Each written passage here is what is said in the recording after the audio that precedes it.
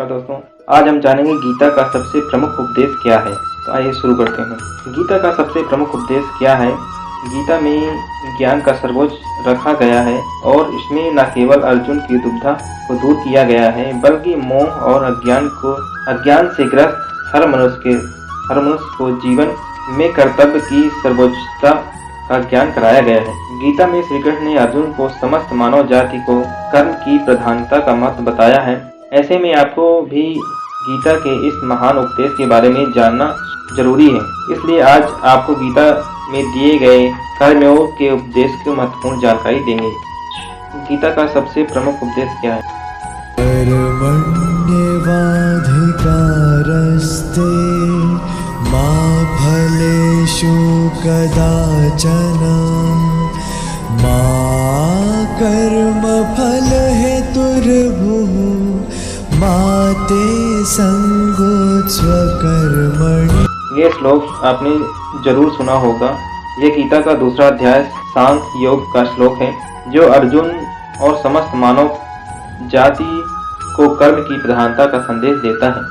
इस श्लोक में कृष्ण कहते हैं कि तेरा कर्म करने का ही अधिकार है, उसके फलों में तेरा अधिकार नहीं है। इसलिए तू फल की इच्छा में कर्म मत कर और ना ही ऐसा सोच कि फल की आशा किए बिना मैं कर्म क्यों करूं। इस श्लोक में 4 तथ्य हैं।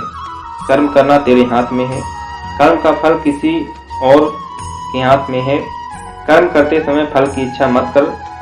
फल की इच्छा छोड़ने का अर्थ ये नहीं कि तू कर्म करना छोड़ दे। गीता का दूसरा कुरु कर्माणि संगं त्यक्त्वा धनंजय सिद्ध्यो समो भूत्वा समत्वं योग उच्यते। गीता के दूसरे अध्याय।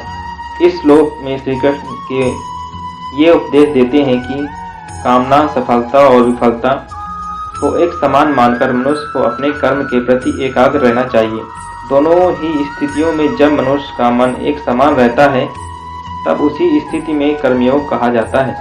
कर्म में कुशलता और गुणवत्ता ही योग है। कर्म बंधन रहित होने चाहिए।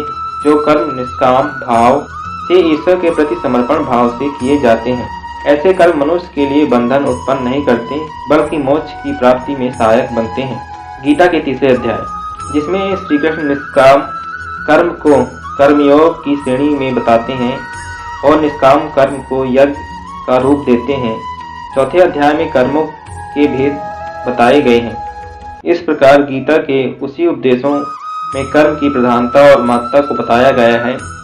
और ये उपदेश न केवल महाभारत काल में युद्ध में विचलित अर्जुन को अपने अंतर्द्वंद से बाहर निकालने में असमर्थ हुआ, बल्कि आज भी हर व्यक्ति को बिना फल की इच्छा रखे एकाग्रता से कर्म करने की प्रेरणा देता है।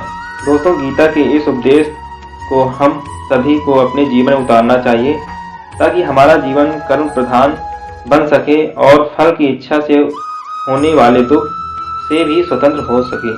हमारी तरफ से ये छोटी जानकारी आपको पसंद आई हो तो हमारा चैनल सब्सक्राइब कर लें, लाइक कर दें और अपने दोस्तों के साथ शेयर करें। धन्यवाद।